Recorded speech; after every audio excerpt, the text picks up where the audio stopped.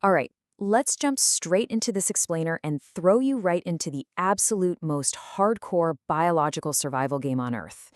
Today, we're going to follow your harrowing life cycle as a Komodo dragon. And trust me, if you thought navigating human life was tough, you are about to get a whole new appreciation for your own childhood. So, what does it actually take to survive literally the most brutal childhood on the planet? Just picture this. You hatch in this pitch black, sauna like hole in the dirt. You crack open that shell, probably wondering what your mom looks like, right? Well, sorry to break it to you, but there is no nurturing mother waiting. You are instantly forced to realize that in this world, from the very first second, even your own siblings are your worst enemies. You are entirely 100% on your own. And that brings us to level 1, hatching into a nightmare. We're starting at the absolute beginning here, where your very first objective, before you even take a single deep breath, is to scramble up the nearest tree. Why? Well, because you've got to dodge the cannibalistic adults patrolling right outside your nest. To the full-grown dragons out there, you are completely defenseless. You don't look like a proud new member of the species. You look like a bite-sized snack. You are, quite literally, a free McNugget to them. Climbing that tree is the only thing keeping you off the lunch menu. Okay, let's move on to the next phase, level 2, surviving the tree canopy. Once you finally make it up into those branches, you are immediately put on a strict, completely non-negotiable no-ground diet for your first few months. Imagine living on the 50th floor of a skyscraper just because the streets below are overrun by zombies. That's exactly what your life is like up in the canopy. The ground is a literal jungle, and those zombies down there, yeah, they're your very own family members, and they are ready to eat absolutely anything that moves.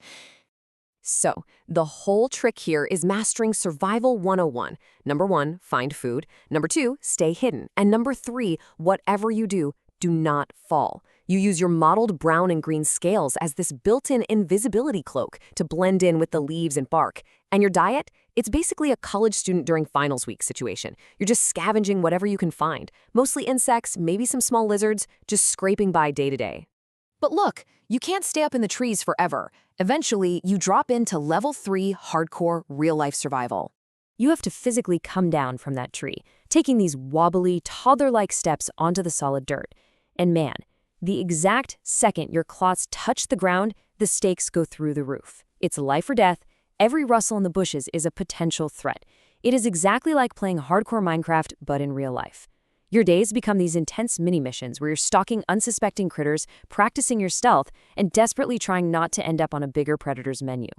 And remember, there's absolutely no mama to swoop in and show you the ropes.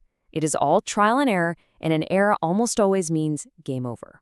At first, your hunting strategy is basically just a panicked game of hide and seek.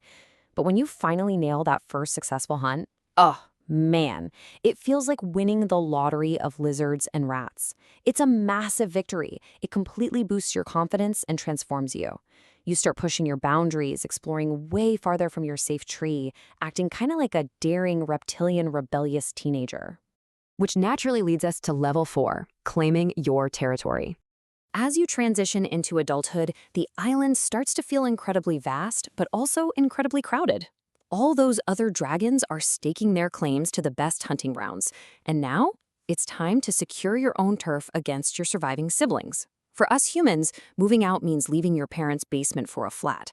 For a dragon, well, your parents never had a basement, and your family has actively been trying to eat you since birth. Scoring your own patch of land is like trying to grab the last seat at a sold-out concert. It takes luck, it takes strategy, and inevitably, you're going to have to fight a dragon twice your size who already claimed the spot you want. But once you finally establish that territory, you become the true apex predator, and your menu gets a massive upgrade. You transition from a frantic scavenger into a total master of patience and precision. You literally lie in wait, perfectly blended into the landscape to take down massive prey. We're talking deer, wild boar, and even water buffalo. You eat one giant meal a week, feast like an absolute king, and then slip into a food coma that makes your uncle's Thanksgiving nap look like a quick power snooze. So now you're comfortable, you're fed, and you've reached full maturity. Welcome to level 5, the ultimate dating game.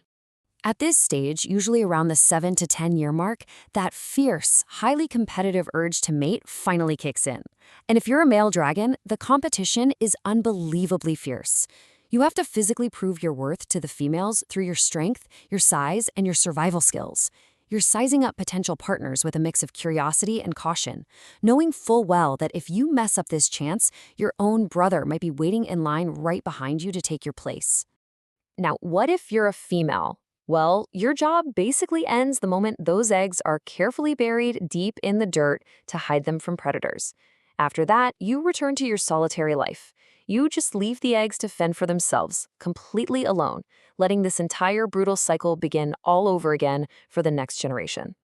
Fast forward a bit. Somehow, against all odds, you've made it past 10 years and all the way to 15. We've reached level 6, the final battle.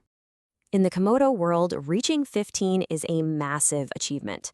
Honestly, it's like a human reaching their 90s with all their teeth intact. You have earned every single notch and scar on your scales. But the reality of aging catches up fast.